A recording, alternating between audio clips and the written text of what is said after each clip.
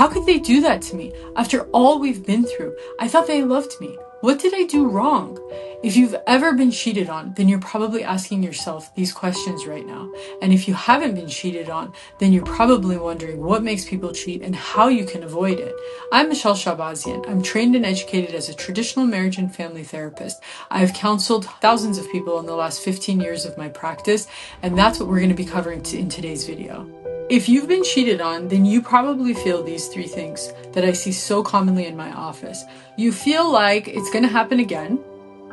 You feel like you don't know what to expect for the future of your life, right? Because if the relationship breaks up, then people are like, oh my God, where am I going to live? What am I going to do? So like their life then becomes very unpredictable and they get scared about that. You feel like if you go out and you have another relationship, the same thing is going to happen anyway. So like, why break up this relationship? You're probably asking yourself, what did I do to deserve this? What did I do wrong that my partner feels like they had to go outside of the relationship to get something that I wasn't providing? You probably have a hard time focusing, whether it's at work or school or any tasks that you're doing, because all you can think about is what happened to you, why it happened. All of the thoughts will come flooding into your mind. You may be waiting to talk to your partner so that you can give them all of that background of what you think happened or why it happened, and you expect answers from them. They may not be able to give you those answers. They may not be willing to. They may want to keep things secret.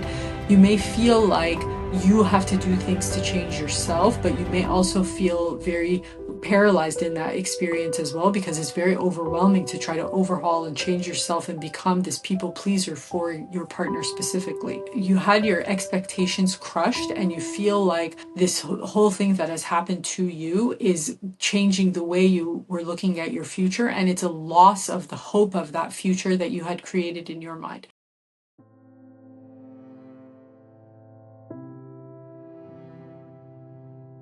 So the reasons why you're feeling this way stem from the need for connection, which starts in childhood, which is a part of that parent-child dyad that you had or didn't have, and the feelings that you have around that. It is the most normal and natural thing to want to be paired up with somebody who is loyal and connected to you. And once that feeling is taken away, it's an experience of like trauma. When a baby is crying and their mom or primary caregiver is not there to take care of them, it's that fear, it's the panic. And it's a very primal experience that is across the board universal. Doesn't matter your age, doesn't matter what culture you're from, it doesn't matter where in the world you are, and it doesn't matter what stage of the relationship you're in. These things that you're going through are very natural and normal. And if you can find ways to have your self-care and to create a sense of peace in your mind and body, over time you'll see that the feelings of dysfunction or dysregulation will go away, and in place of them you'll be able to put in clarity and different ways of thinking that help you to come up with solutions and what to do and how to go about your life and regain your confidence, so that once you represent yourself to your partner or to the world, if you decide to leave your partner, you will know that these parts in you that were hurt, they're not permanent parts of you. They are just parts that had to show up so that you have this defense mechanism against this experience that you just went through. Now that you know why you're thinking everything is going to be so unpredictable from here on out, or will this cheating happen again? Now that you know why you're feeling this intense sadness or anger, and now that you know why you're zoning out and you're making these changes in your life where you're not focused and you're not clear, you're not able to get yourself to be doing and operating the way you used to. Let's take a deeper look at the root of the problem. What caused them to cheat? Why did they cheat? And how did you miss it? Because there's more to it than what your partner would tell you and what the internet will tell you. You probably think that it's your fault, but you're about to find out why it isn't.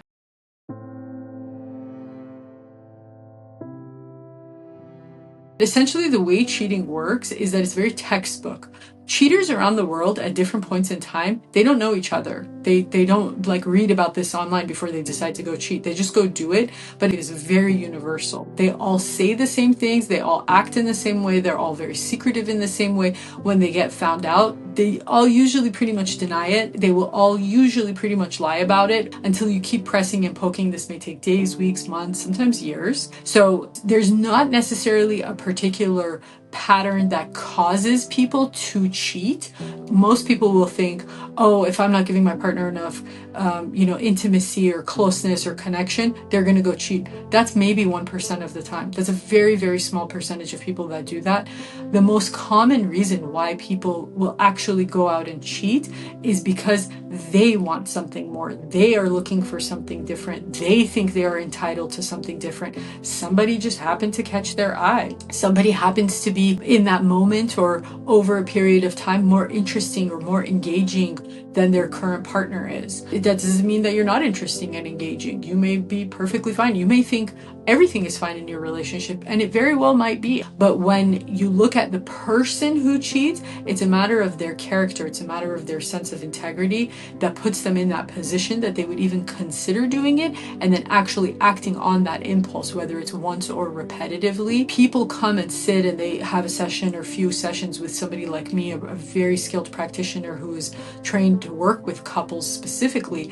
They can come to that realization that the mode of operation that has led them to the cheating isn't productive. It's not functional. It's not necessarily healthy per se, because the reasons they're doing it is taking them away from their priorities. It's taking them away from the family system they've created. It's taking them away from their future goals. It's taking them away from them looking at themselves objectively and being comfortable with who they are and saying, I want to be a person of integrity. I want to be somebody who doesn't do that to my partner. I would rather leave, or I would rather talk to my partner. Sometimes two people are okay with, it's very rare, but sometimes two people are okay with having an open relationship.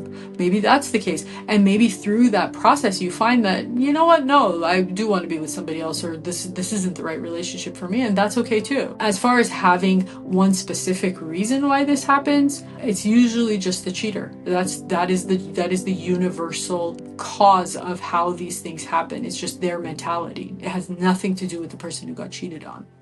If you're listening to this video and you've ever been through anything like this, leave some advice or thoughts for people who are going through something like this in the comments below. And if you feel like you're going through something like this now, feel free to ask for some advice in the comments below, and let's see what we all come up with together. And if you feel like you're ready for personalized support from a professional, click on the first link in the description below, and I'll be sure to connect with you on my website.